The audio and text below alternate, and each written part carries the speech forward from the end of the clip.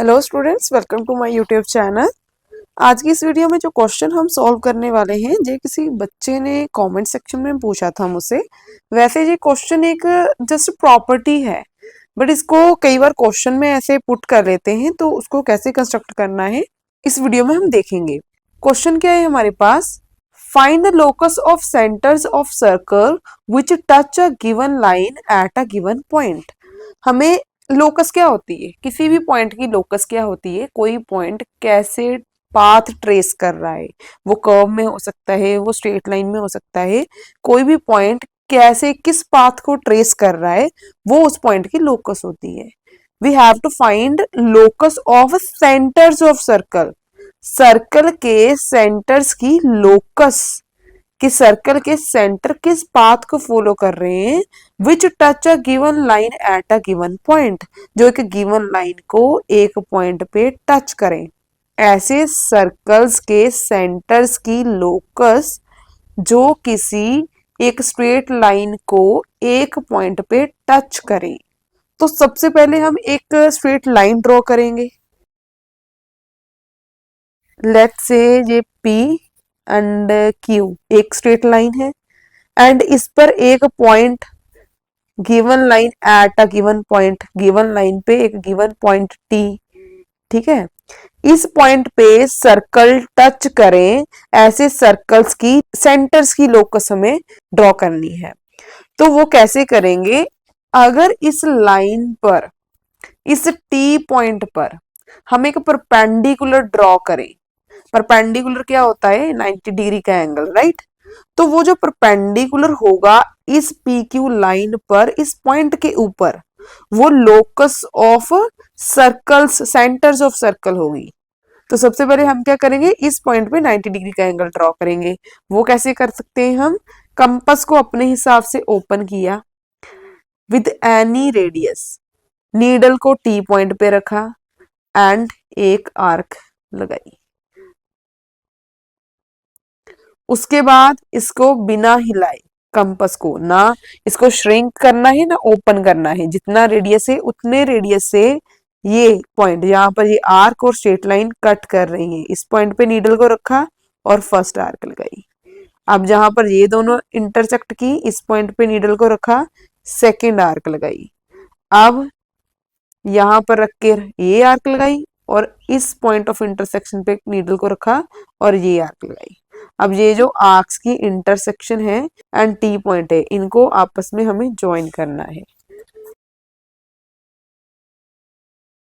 अब ये जो लाइन है, ये लाइन लेट्स से L, ये जो L लाइन है, this is locus of centres of circles which touch given line at a given point से T।